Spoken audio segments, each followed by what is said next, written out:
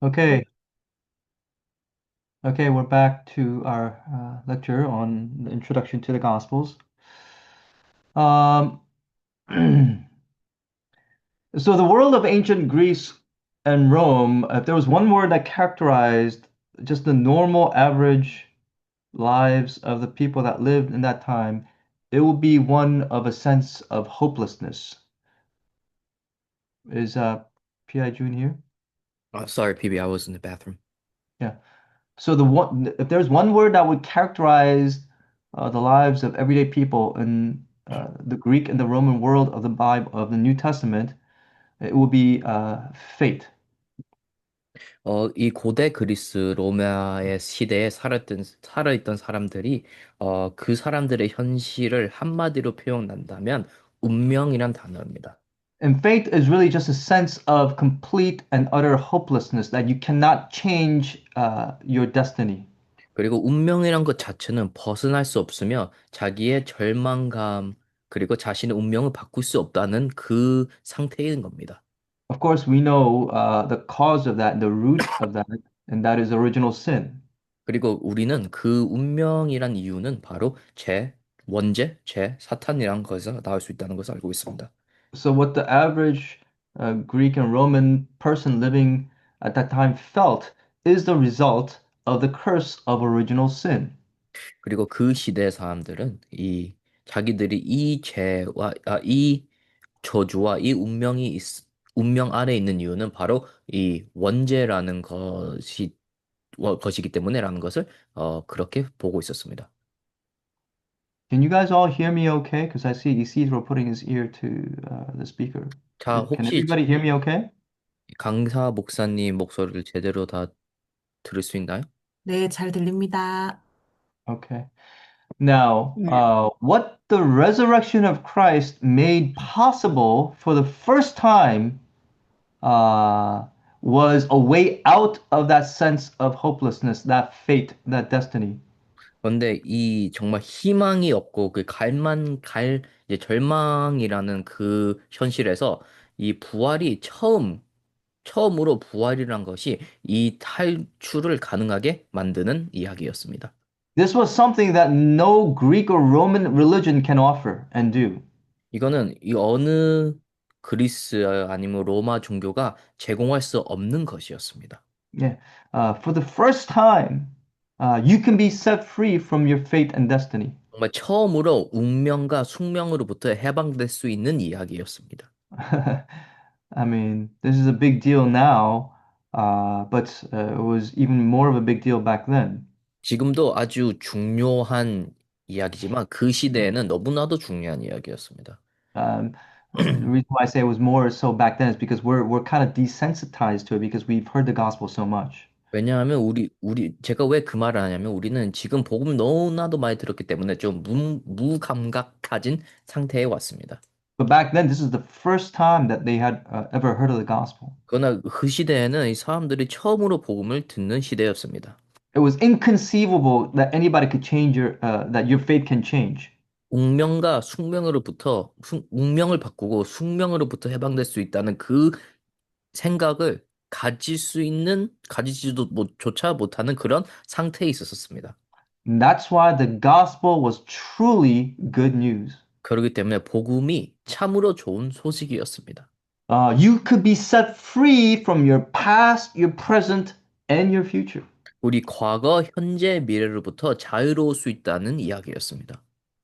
Through the death and resurrection of Jesus, you can be free from all the curse of the past original sin, your ancestors' sin. 우리가 그리스도의 죽음과 부활을 통해서 우리의 모든 과거의 우리의 모든 조상죄, 우리의 모든 자범죄에서 빠져나갈 수 있었습니다. Your present reality is one where your identity now is that you're a child of God. 그리고 우리의 현재의 현실은 이제 하나님의 자녀라는 현실이었습니다. The Holy Spirit lives inside of you, 그리고 성령께서 우리 안에 살아 계시는 현실이었습니다. and He's guiding you. 그리고 우리를 인도하는 현실이었습니다. You no longer have to be afraid or worried about the future. 그리고 우리는 이제 미래를 두려워할 필요가 없습니다. Your future was secure. 우리 미래는 보장됐습니다. Why? The kingdom of God had already come. 왜냐하면 하나님의 나라는 이미 임했기 때문입니다. Of course, it wasn't completed. Yeah, we're going to talk about this more later on. But you were already in the kingdom. 아직 우리 나중에 더 얘기하겠지만 완성되진 않았지만 그래도 이미 하나님의 나라가 임하셨고 우리는 이미 하나님의 나라에 속한 존재가 됐습니다. And heaven is our background, and heaven is our destination. 그리고 천국이 바로 우리의 배경이며 우리의 도착지가 됐습니다. This was guaranteed. This is not like a wishful thinking. This was a 이거는 guarantee. 이거는 우리의 희망적 생각이 아니고 이미 보장된 미래였습니다.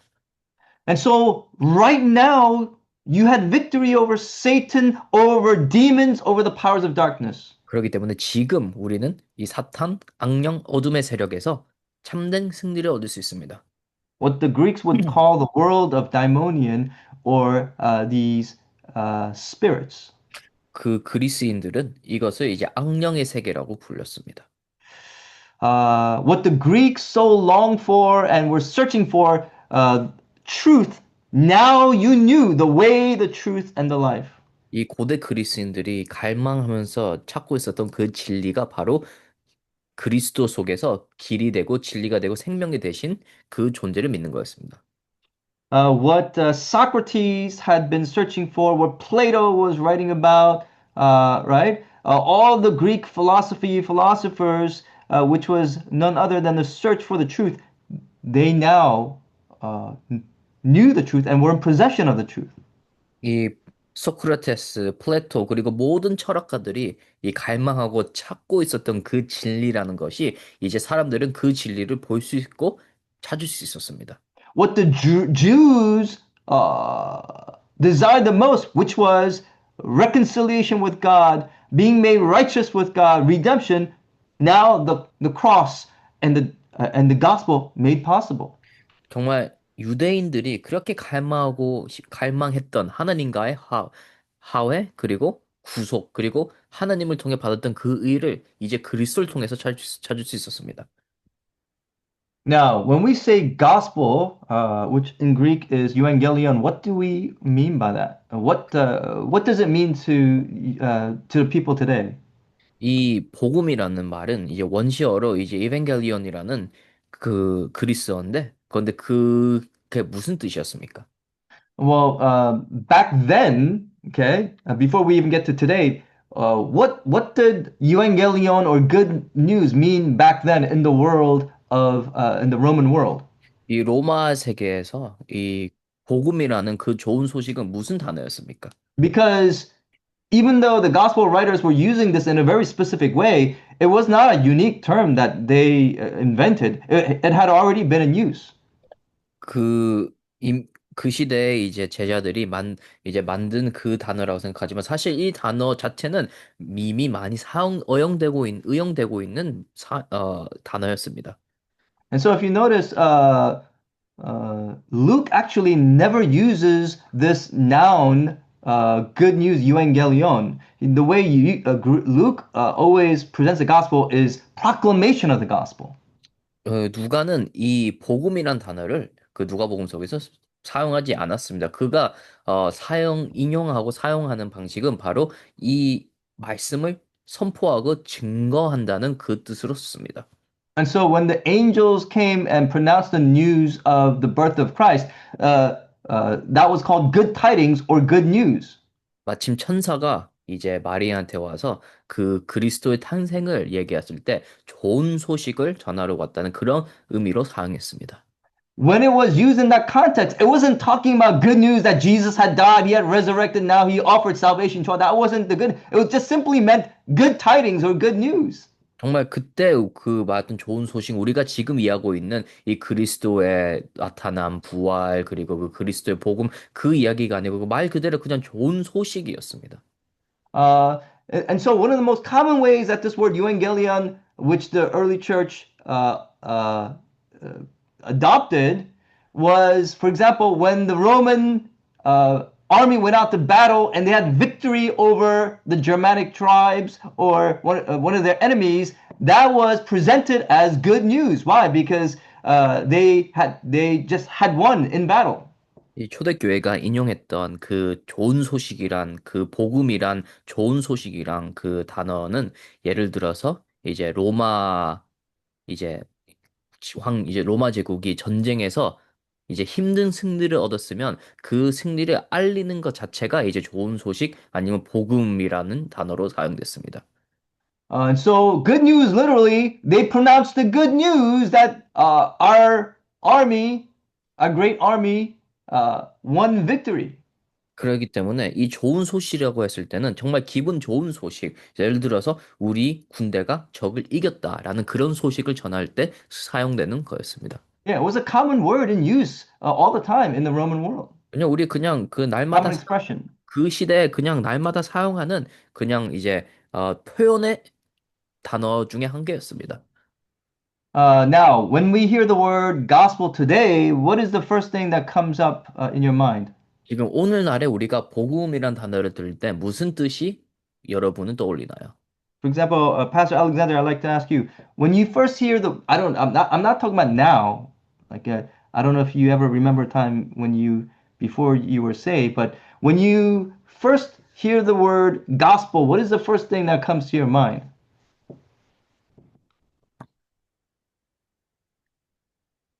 I remember when I go out to the field to share the gospel, the very first question that I would ask the people in universities or wherever I go to share the gospel to, when I ask them, have you ever heard the gospel before? You know 제가 what they would tell me?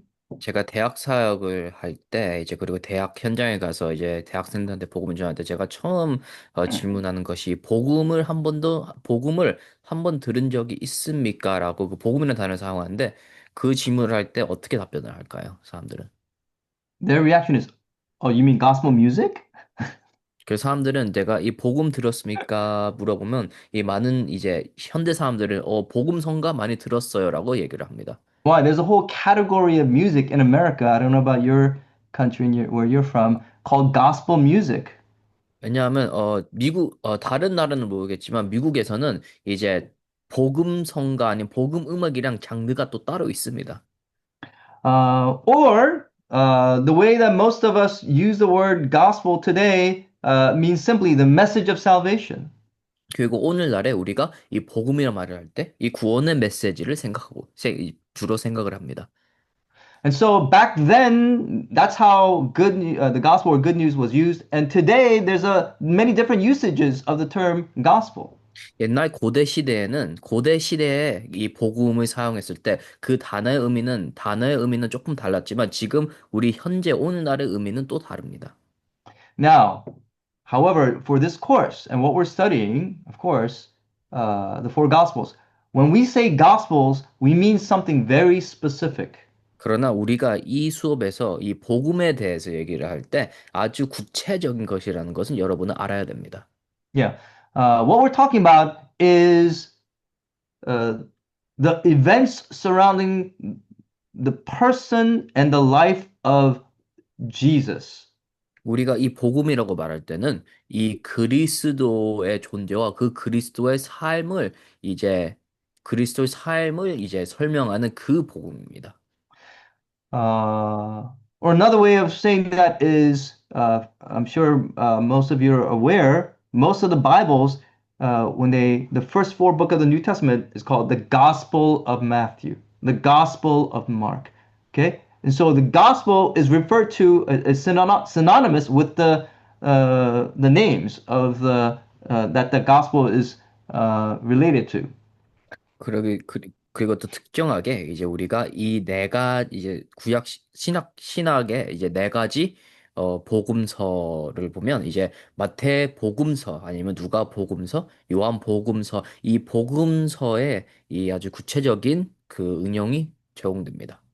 So put that all together, it's simply the specific specific meaning of the gospel is the good news of the coming kingdom. 그래서 우리가 구체적으로 우리가 이 복음이란 말을 이해할 때 이 다가올 왕국의 좋은 소식이란 뜻입니다. And then there's another thing to consider, which is the genre of the gospel writings. 그리고 우리가 이 또 구체적으로 이해해야 될 것은 이제 신학 정경에 포함된 장르입니다. And so when we say the gospels, what we're talking about are the first four books of the New Testament in the New Testament canon. 그리고 그래서 우리가 복음서라고 말할 때는 이 신학 정경에 포함된 이 네 가지 복음서를 이야기하는 겁니다. And so we're not using the word gospel in the general sense. We're using it in the very specific sense, as I 그래서 just outlined. 그리고 우리가 복음이라는 말을 할 때 그냥 대중적인 복음의 뜻을 얘기하는 게 아니고 아주 구체적인 이 장르 그리고 구체적인 이야기에 대해서 말하는 겁니다. The reason why I have to stress this is that for those of you who are in the movement, the upper room movement, and in the flow of the movement, we're so accustomed to hearing the word gospel in the upper room message, gospel message, way of salvation. We think we equate that with the gospel. 제가 왜 이렇게 얘기를 하냐면, 왜냐면 이제 특히 다락방에서 이제 복음을 듣고 배운 사람들은 이제 복음이라고 생각하면 이제 다락방 이제 기준 그리고 다락방 필터를 통해서 우리가 주로 복음을 생각하고 있기 때문입니다. But for this course, you need to get away from that. And what we're talking about is the way the four gospel writers, their content and the way they presented the gospel and what the genre of the gospel is. 그렇기 때문에 이 수업에서는 좀 그 틀을 조금 벗어나셔서 이제 이 사복음서에서 이 성경에서 말하고 있는 이 구체적인 장르 그리고 구체적인 이 방향이 도대체 무엇인지 좀 여러분과 같이 배워야 되겠습니다. Now, why study the gospels? 왜 우리가 복음서를 공부해야 될까요? Yeah, I'm saying why are we studying the four gospels? 왜 우리가 이 사복음서를 공부해야 될까요? Well, how do you know about Jesus?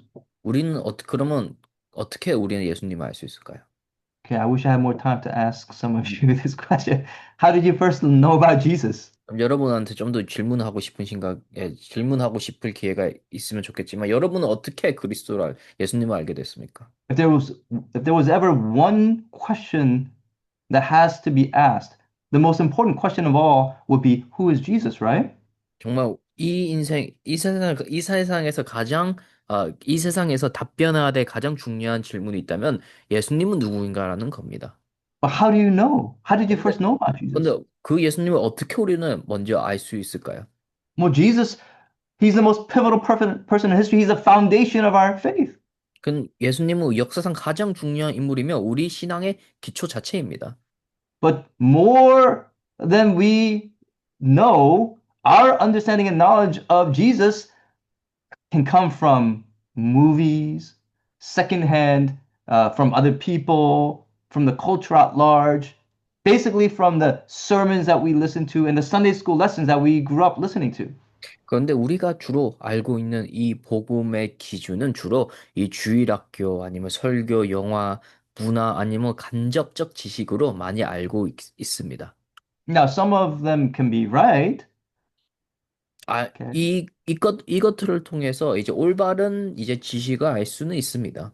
But if that's where you're getting most, if not all of your understanding the gospel from, that's very dangerous. 그런데 정말 그곳에서 가장 많은 이 복음의 정보를 알다면 좀 위험합니다. Even just from going on the sermons that you listen to or the Sunday school lessons that you receive, that's not enough. 그냥 주일 설교 아니면 주일 학교에서 듣는 메시지만으로는 반드시 부족합니다.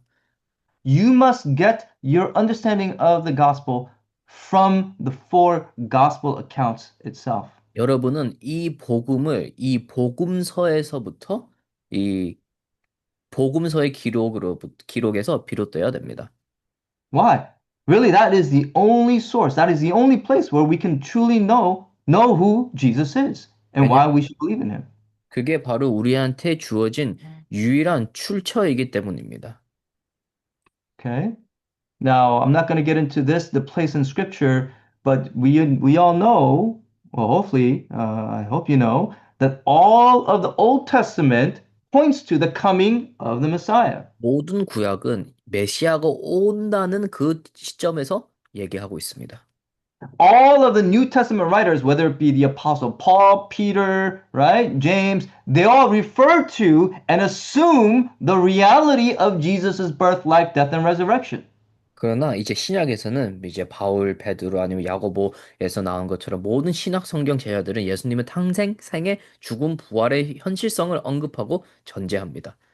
The gospel accounts themselves give the evidence that the coming of Jesus, the birth and the life and death and resurrection of Jesus is the fulfillment of the Old Testament prophecies. 이제 복음서의 모든 기록은 모든 구약 예언의 성취를 증거합니다. 신약의 세계 복음화와 재림의 흐름은 예수 그리스도를 보내시겠다는 하나님의 약속이 성취된 현실을 기초로 되어 있습니다.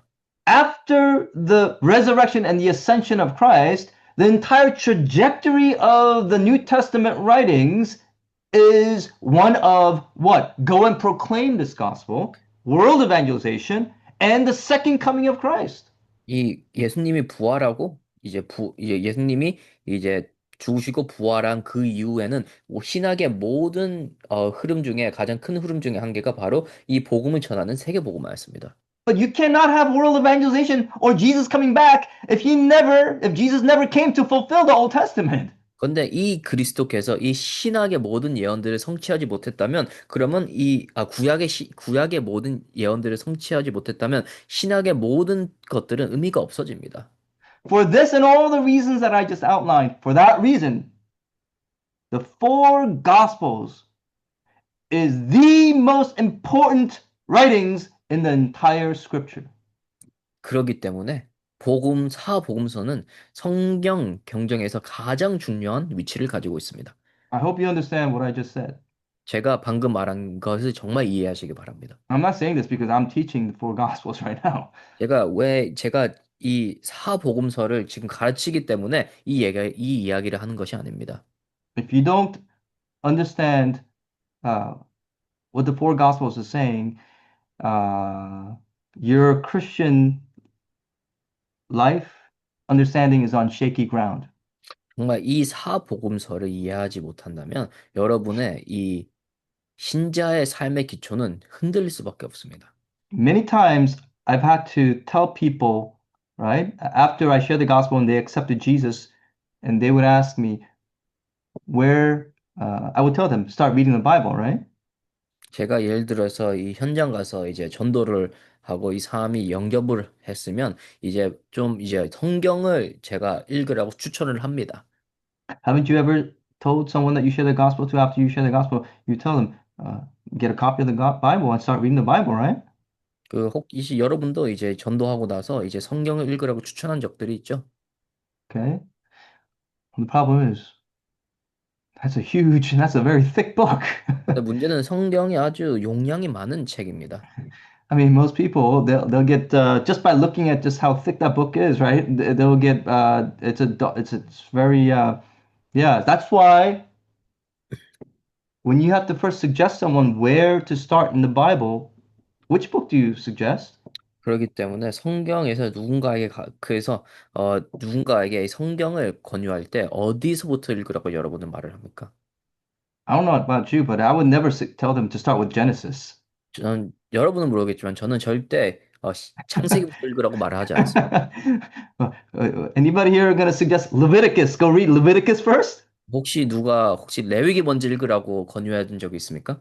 How about you? But I would tell them read the four Gospels first. 여러분은 모르겠지만 저는 꼭 이 사복음서를 먼저 읽으라고 합니다. And in particular, if I had to choose one of the four Gospels, I would say either Mark or John.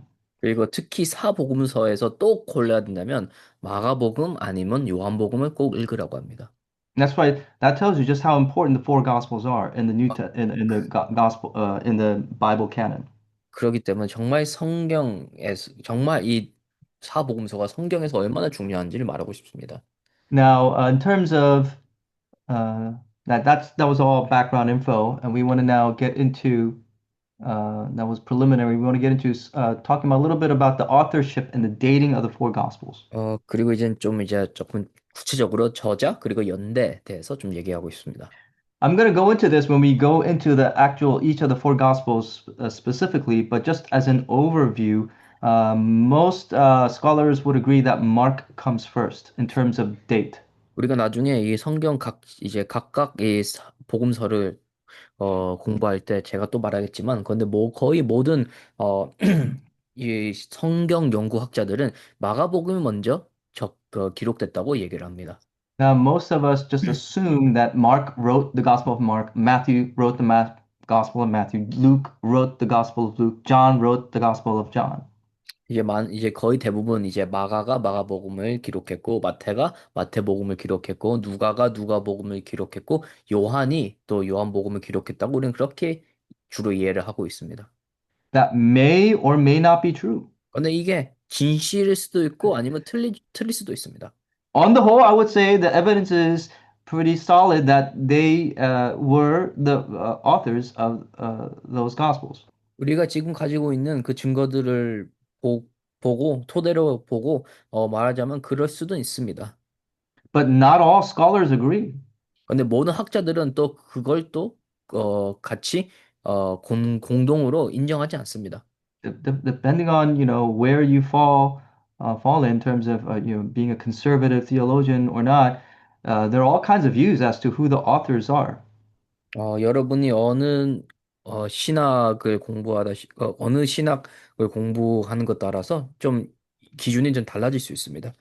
But anyway, who is Mark? He was a cousin of Barnabas. 마가는 누구였습니다? 마가는 바나바의 사촌이었습니다. He was also he followed Peter around when on his preaching tours. 그리고 이 베드로가 설교하는 기간에 늘 같이 있었던 동역자였습니다. Because Mark was not one of the 12 disciples. 마가는 12제자 중에 한 명이 아니었습니다. So what gives him the right to write a gospel account, write an account of the life and the death and resurrection of Jesus? 그런데 제자가 아닌데 어떻게 이 사복음서를 쓸 수 있는 자격이 주어졌죠? Because he followed Peter around and he heard his preaching. 왜냐하면 그는 베드로의 동역자였고, 그리고 베드로의 설교를 늘 들었기 때문입니다. Yeah, he wrote down memories of Jesus through the teachings of Peter primarily. And so that's where he got the content for the Gospel of Mark. 이 마가복음의 주 내용은 이제 그리스도에 대한 기억과 그리고 베드로의 설교를 통해서 기록을 할 수 있었습니다. Also, Matthew, who was he? Well, he was one of Jesus's disciples. Yes, 그 마태는 예수님의 제자 중에 한 명이었습니다. right. He was a tax collector, right? 그는 알다시피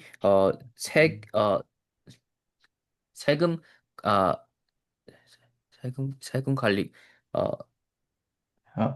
Now, one of the distinguishing features of Matthew is that he mentions he's, I believe, the only gospel that actually uses the word church. 그는 세금 징수관이면서 그리고 그는 이제 이 교회라는 단어를 많이 사용했습니다. Not a lot, but a few places he mentions church. In 죄송합니다. other 교회라는 words, 단어를 몇 군데 사용했습니다. he wrote primarily, he wrote in a time when there was starting to be, in the beginning, Christianity was part of Judaism. 처음에는 이 기독교인이 이 유대계의 파라고 이제 그렇게 주장되었습니다. As time went on, more and more the differences arose, and there was starting to be a break between Judaism and Christianity. 그러나 시간이 지나면서 이 유대교와 이 기독교의 차이점이 나타나면서 서로 갈라지기 시작했습니다. And so that's when that may be one of the reasons why, because he was writing at a time around 80, 90 CE or 80. That was a time in which there was that break between the Christians and the Jews and the synagogue. 이 마태복음을 80 아니면 90년경 그 사이 그쯤 그 성경 기록하기 시작했는데 그때 바로 이제 그 유대교와 또 기독교의 차이점이 점점 자라면서 이제 서로 갈라지기 시작하는 지점이었습니다. Now, Luke, he was a disciple of Paul, and Luke, of course, the Gospel of Luke is a first part of a two-part series, the other part being Acts. 이 누가복음의 저자는 이제 바울의 제자인 누가가 썼습니다. 이제 누가복음은 서문이고 이제 사도행전에 포함되어 있는 것입니다. Now, the perspective that Luke was coming from was somewhat different in that he was writing from a place of, I mean, you could see this when you read the account of Acts. It's very much Luke is interested in the gospel that is proclaimed in the Gentile world. 그리고 여러분들이 이 누가복음과 그리고 또 사도행전을 보면 아시다시피 이 초점이 이 유대인이 아니고 이제 이방인들을 위한 초점의 그 저자였습니다. And so, what he was facing with and the issues that he was interested in was the issues that surrounded the second generation of Christians. 그래서 그 누가가 이 초기 기독교인들이 증명한 요소들은 이제 2세들을 관한 메시지였습니다. And what they had to do, of course, was a spread of the gospel to Gentiles, not only to Jews, but primarily to Gentiles, and also the delay of Jesus' return. 그렇기 때문에 이 누가복음을 보면 이 그냥 유대인들한테만 쓰는 게 아니고 이방인들한테 접하기 위해 쓰여진 것이었고, 그리고 예수님의 재림의 지연을 말하는 거였습니다. So, what are we to do if, because all of the early church disciples, they were operating under the assumption that Jesus would come back very soon, shortly, within their lifetime. 왜냐면 다른 제자들은 이제 그 복음서를 쓸 때 예수님이 곧 재림하시는 그런 표현을 많이 썼었습니다. But when it became apparent that his return may not be so imminent, what are we to do about the delay of Jesus' return? 그러나 이제 예수님이 다시 재림하는 것이 시간이 걸린다는 것을 그들이 직감했을 때, 그러면 예수님의 재림의 지연을 우리가 어떻게 설명할 수 있을까란 그 논의에서 이 책을 쓴 것이었습니다. Now, the last of the four Gospels, John, was written last, and he definitely was a disciple of Jesus. 이 마지막 요한복음은 이제 예수님의 제자 중에 요한이란 제자가 쓴 책입니다. And he definitely he tells us explicitly why he wrote his Gospel. 그리고 요한은 왜 이 요한복음을 썼는지 명백하게 얘기를 합니다. Yeah, both in John 19:35 as well as John 21:24. 이 요한복음 19장 그리고 19장 35절 그리고 21장 24절은 정확히 나와 있습니다. And what's interesting about John is that I will touch upon this later on, but whereas Mark, Matthew, and Luke were similar in content, John was written independently from the other three Gospels. 우리가 또 알 수 있는 것은 이 마가복음, 마태복음, 누가복음은 이 공간 복음서입니다. 같은 많은 아, 차이점이 차이점이 없는 복음서지만 그러나 요한복음은 아주 독립적으로 기록된 책입니다. Now, since Mark was not an eyewitness, right? He heard about Jesus mainly from the teachings of Peter. Matthew was a disciple, but he was not in the inner circle. As you know, Jesus had an inner circle comprised of Peter, James, and John. Luke, again, like Mark, was not a disciple. He was not around when Jesus lived, and he didn't witness his death and resurrection firsthand. The only true eyewitness out of the four gospel writers is John. 우리도 알다시피 마가는 이제 마가는 예수님의 제자가 아니었고, 그리고 마태는 예수님의 제자였지만 핵심 그룹이 아니었습니다. 누가도 예수님을 직접 따르거나 따르는 제자 중에 한 명이 아니었기 때문에 우리가 알 수 있는 것은 유일한 진정한 목격자는 요한이었습니다. Okay. Now, there are two ways of getting your news across. 우리가 이 소식을 전달할 수 있는 두 가지 유형을 가지고 있습니다. One, of course, is by word of mouth, oral transmission. 첫 번째는 입에서 입으로 전달되는 유형입니다. That's why in the beginning, all gospel proclamation was done by word of mouth, orally. 그렇기 때문에 처음 복음이 전파됐을 때는 구전을 통해서 되었습니다. Yeah. Only later on, gradually, did it start to be written down. 나중에 시간이 지나고 나서 문자 기록이 진행됐습니다. Yeah, much later, as we saw, Mark, which is the earliest recording of Jesus, his came around 65 at the earliest, 65 AD. So that's like 그, 35 years, 30 years after Jesus.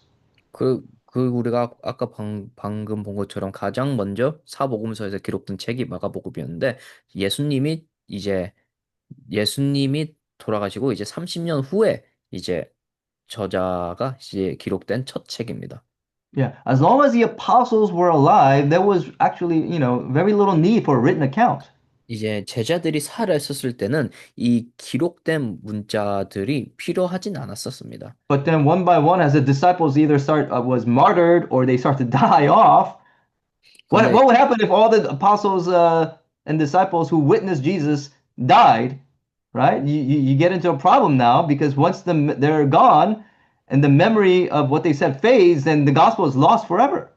그런데 이제 제자들이 한 명씩 죽거나 아니면 순교되기 시작하면서 이제 사람들이 이제 모든 제자들이 이제 다 순교되고 없어지면 우리는 이 복음을 어떻게 간직하고 있을 거냐라는 질문에서 이 문자 기록이 탄생되었습니다.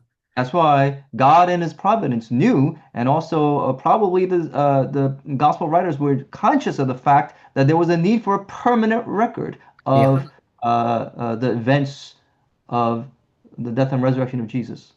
그래서 제자들 또한 인지했던 것들 중에 이 복음은 계속 지속적으로 전파되기 때문에 반드시 문자 기록이 필요하다는 거였습니다. And so, in Luke's own words, right? He says in Luke 1 3 to 4, I've written an orderly account so that you may have certainty about the things that you have been taught. 그렇기 때문에 우리가 누가복음에 보면 이 누가가 1장 2절부터 3절을 보면 자기가 이 복음을 확고함을 위해서 이 적었다고 했습니다. Why was he writing this account? He was writing with like a historian with a historian's eye to write an account so that you can know for certain about the things that you have been taught.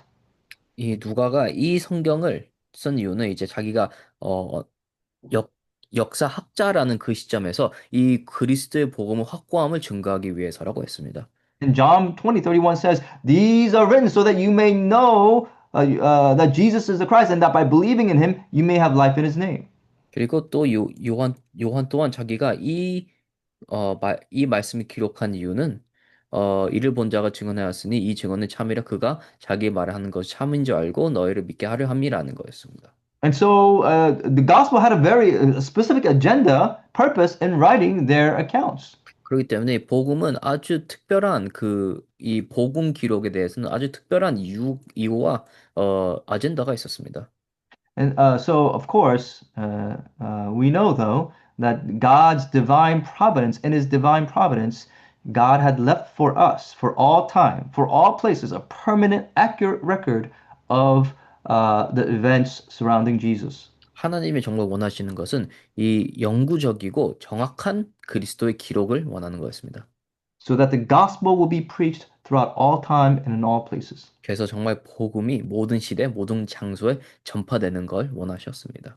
Now, in terms of the genre, as I said in the beginning, uh, they needed a new platform, right? A new way of relaying what happened.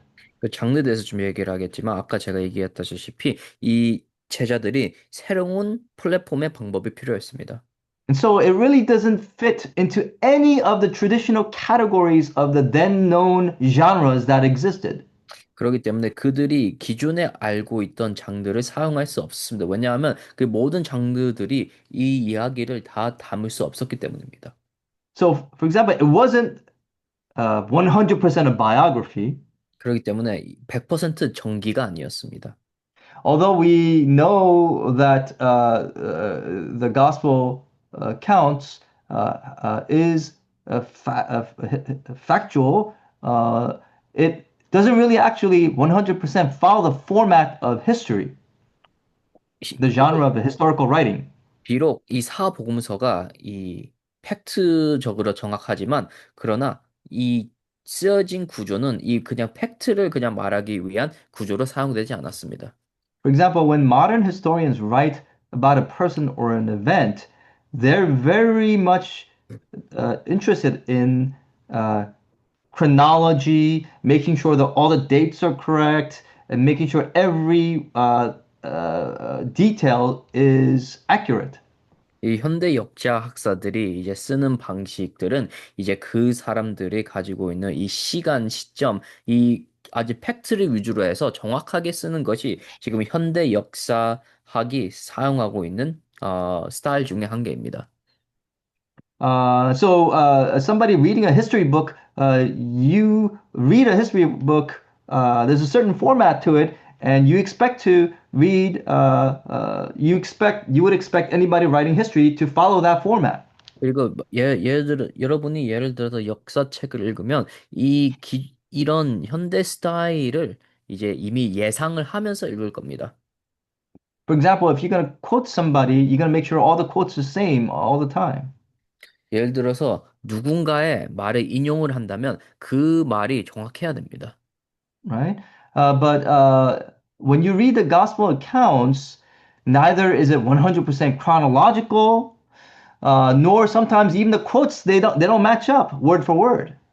그런데 근데 여러분이 사복음서를 읽으면 이 연대 순으로 이 정확하지도 않고 연대 순으로 순서가 정확하지도 않고 그리고 인용 또한 정확하게 돼 있진 않습니다. So in that sense, I'm not saying that the gospel accounts is not historically true or accurate, but in the sense of how a typical modern day history writing would be written, it doesn't follow that format.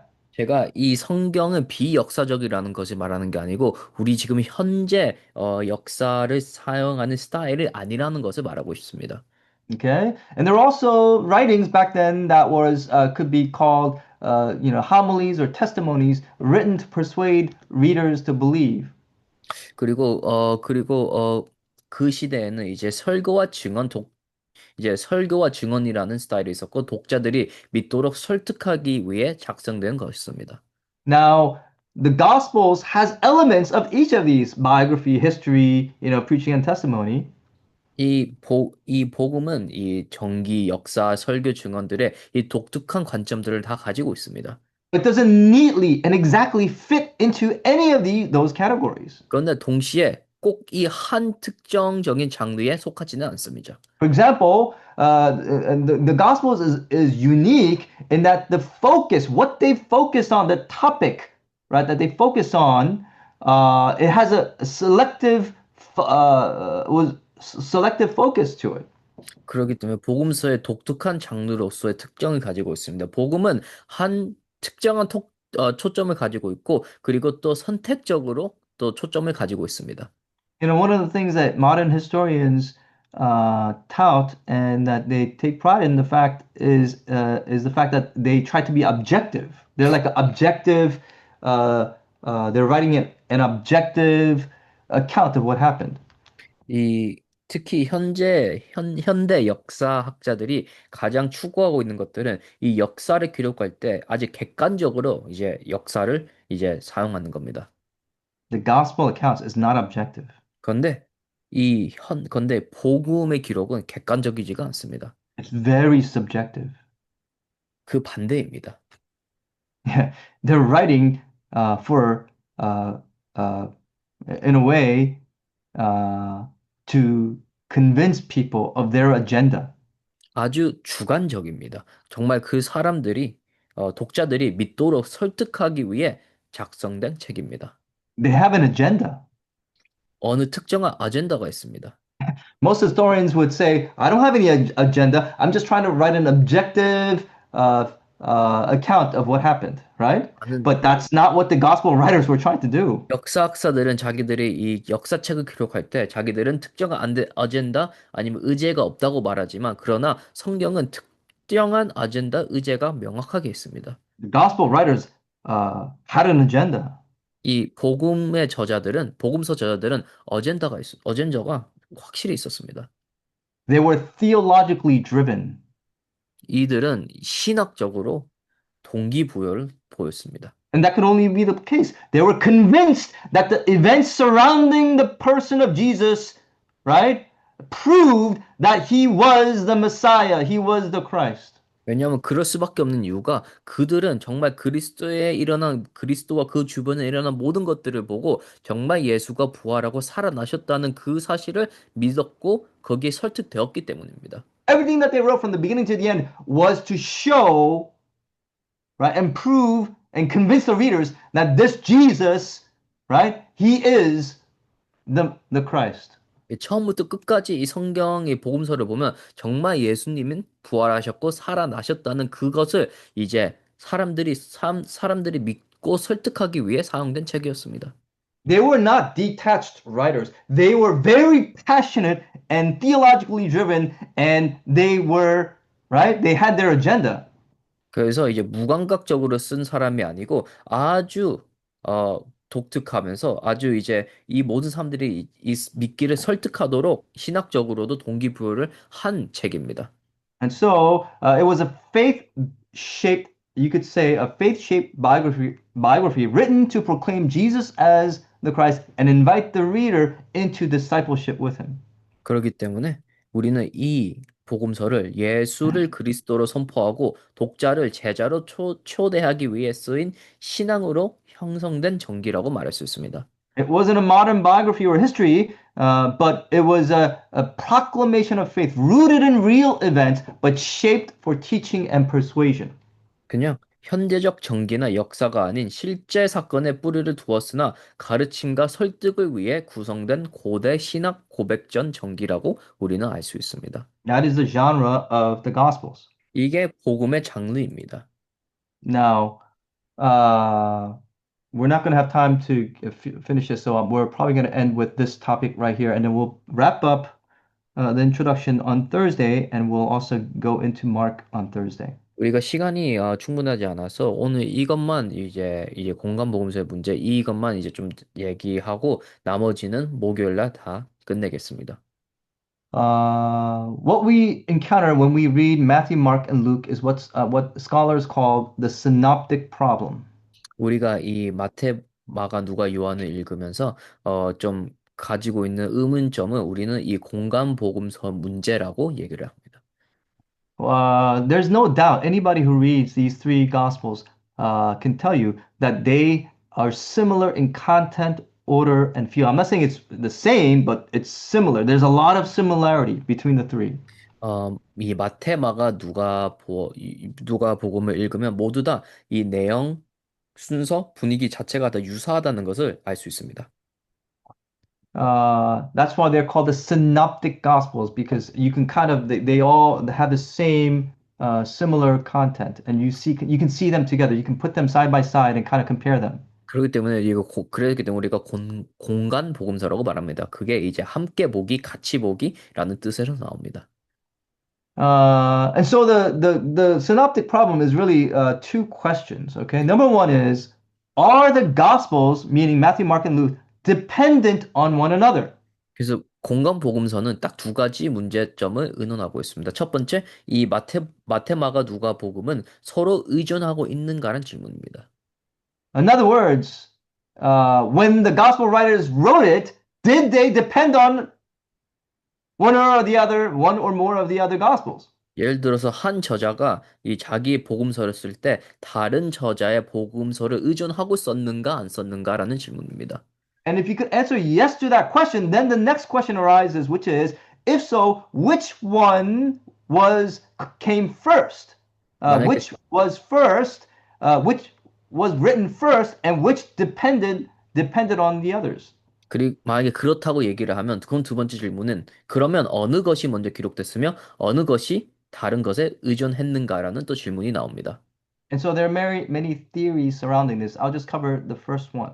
그래서 이론들이 많습니다. 첫 번째 이론만 우리가 좀 보겠습니다. This is the most popular and the most well-established one, and almost everybody, even evangelical Christians, conservative theologians, they tend to believe that this is true.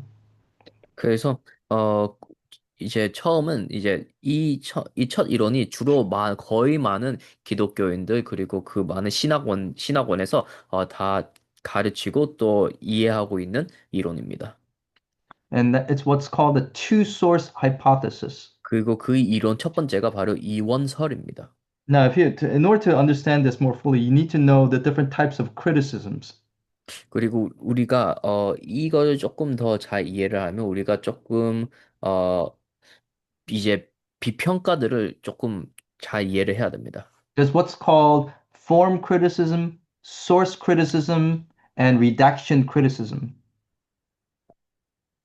It's just a fancy way of saying these are different ways that scholars postulate how the Gospels were actually written, how it actually came to be. 이제 원전 비평서라는 것이 있고 또 여러 가지 비평서가 있지만 근데 이거는 이제 어떻게 우리가 복음의 원초 그리고 복음의 저자의 방식을 좀 알 수 있는가라는 그런 지점에서 나오는 문제들입니다. Let me just give you this example and then we'll close off. 예를 들고 우리가 마치겠습니다. If it's something that you're writing for the first time and there was nothing like it ever written before, you would have to start from scratch, right? 여러분이 무엇을 기록하는데 이것이 정말 전무후무한 기록의 방식이라면 여러분은 정말 처음부터 끝까지 어, 여러분이 다 시작을 해야 됩니다. But let's say there was already something similar that was already written. 그런데 그 반대로 여러분이 이것을 기록하기 전에 약간 이런 비슷한 기록서들이 많이 있다고 생각을 해보세요. I'm sure all of you experience this. I know I do. What do you do when there's already a document that uh, has what you want and what you need in it? 아니, 저도 그러겠지만 여러분도 반드시 이럴 겁니다. 만약에 여러분이 문서를 작성하고 싶은데 이미 만들어진 문서가 있다면 여러분은 어떻게 할 겁니까? It was written by somebody else, but it follows the exact the pattern and the content. It has the pattern and content of what you want. 다른 사람이 썼지만 그런데 이 문서의 작성 방식이나 아니면 이 방법이나 이 모든 것들이 내용. 여러분이 정말 내용이나 그런 것들이 여러분이 정말 흡사하게 기록하고 싶은 거라고 칩시다. Then what do? You just change and you tweak it around. You change some things, and you may alter some things, the wording and the phrasing or the order, right? But and then at the end you call it your own, written by me. 그럼 여러분은 그러면 좀 그 문서를 수정하고 조금 변경하고 조금씩 바꾸면서 마지막에 기록했다고 내가 저자라고 말을 할 겁니다. Yeah. After you do some editing, you don't call it the written by the original author. You call it by written by, okay, my name. I wrote this. 그래서 이제 조금 수정하고 그 문서에 사람의 이름을 넣지 않고 본인의 이름을 넣고 본인이 이제 만들었다고 그렇게 말을 할 겁니다. In other words, if there's a template that's already out there, all you got to do is just update it, change the things, and then you come up with your own document. 만약에 템플릿이 이미 존재한다면 여러분은 그 템플릿을 사용해서 여러분만의 템플릿을 만들 겁니다. Yeah, that's pretty much the gist of what some of the gospel writers did. 그게 이제 많은 복음 저자들이 사용했던 방식이었습니다. Okay, we'll end it there. The recording will stop. After the recording is over, I'm gonna have time to take any questions, Q&A time. 오늘은 여기서 끝내고 이제 우리가 녹음을 중단할 겁니다. 중단한 뒤에 여러분 좀 질문하고 싶은 거 있으면 질문하고 답변하는 시간을 갖겠습니다.